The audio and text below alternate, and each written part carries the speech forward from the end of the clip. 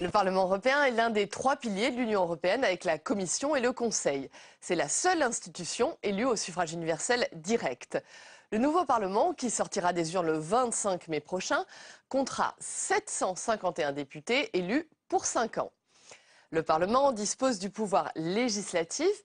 Il vote les règlements et les directives qui sont l'équivalent européen des lois. C'est le Parlement qui approuve le budget européen et qui contrôle aussi la façon dont la Commission exécute ce budget et gère ce budget.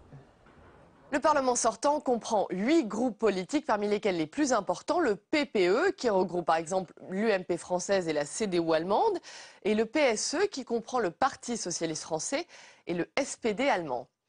Il faut 25 députés représentant au moins un quart des pays de l'Union pour composer un groupe politique. Et la constitution d'un groupe d'extrême droite est justement un des enjeux majeurs du prochain scrutin.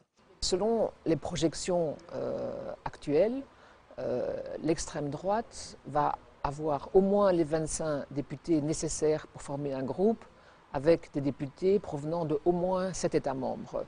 La question maintenant, c'est est-ce qu'ils vont s'entendre entre eux pour former un groupe, ce qui n'a pas été le cas dans le Parlement précédent, parce que ce sont des partis avec des profils relativement différents, certains étant régionalistes, comme c'est le cas par exemple en Italie de la Ligue Nord, et c'est évidemment pas le cas d'un parti comme le Front National.